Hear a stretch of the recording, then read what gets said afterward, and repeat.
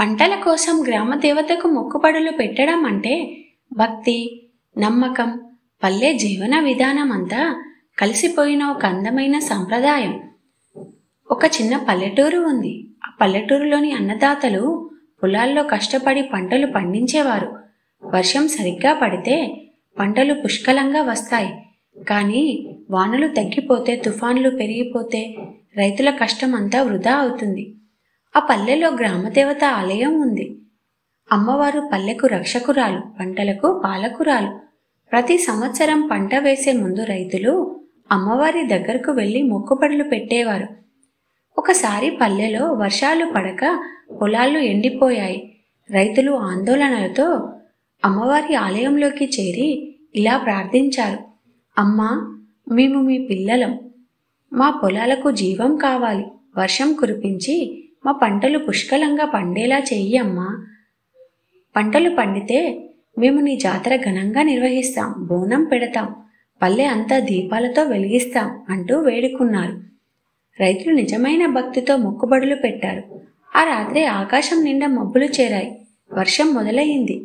పొలాల్లో మొలకలు చిగురించాయి. పల్లె పొలాలు పచ్చదనంతో నిండిపోయాయి. ఆ పంట కాలం ఎంతో బాగుపడింది.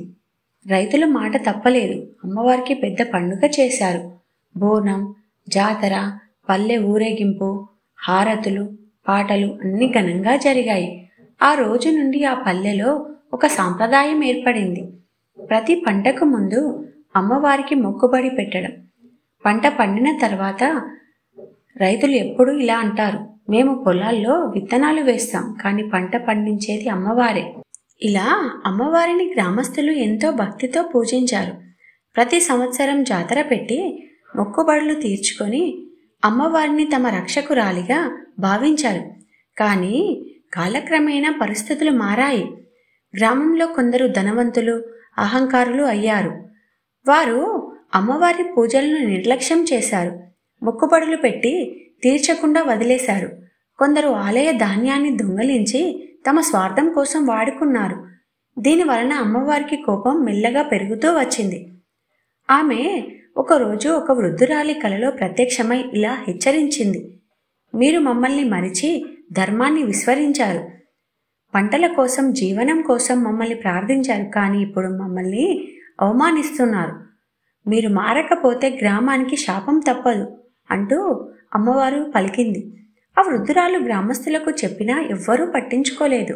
రోజులు గడుస్తున్నాయి. భయంకరమైన సంఘటనలు జరగడం మొదలయ్యాయి. ఒకసారిగా వర్షాలు ఆగిపోయాయి. పంటలు ఎండిపోయాయి. చెరువులు ఎండిపోయి పగుళ్ళు పడ్డాయి. పశువులు ఒక్కొక్కడిగా చనిపోవడం మొదలైంది. రాత్రిళ్ళు గ్రామం మధ్యలో వినిపించే డప్పుల మ్రోగులు, ఎవరో ఏడుస్తున్న శబ్దాలు ప్రజల్లో భయాన్ని నింపాయి. గ్రామం మొత్తం ఆవేదనలో మునిగిపోయింది. అప్పుడు అందరూ గుర్తు చేసుకున్నారు, ఇది అమ్మవారి శాపమే అని. అందరూ ఆలయానికి చేరుకొని కన్నీటి పర్యంతమై పశ్చాత్తాపం వ్యక్తం చేశారు. పెద్దవారు, చిన్నవారు, స్త్రీలు, పురుషులు అందరూ కలిసి అమ్మవారిని క్షమించమని ప్రార్థించారు. కొన్ని రోజుల తర్వాత మెల్లగా వర్షాలు కురవడం మొదలయ్యాయి. పంటలు మళ్లీ పచ్చదనం తెచ్చుకున్నాయి. గ్రామస్తులు ఆ రోజు నుంచి అమ్మవారిని మరవకుండా ప్రతిసారి జాతర పెట్టి మొక్కుబడులు తీర్చుకోవాలని ప్రతిజ్ఞ చేశారు. మీకు ఈ వీడియో నచ్చినట్లయితేనే లైక్ చేయండి, షేర్ చేయండి, సబ్స్క్రైబ్ చేయండి.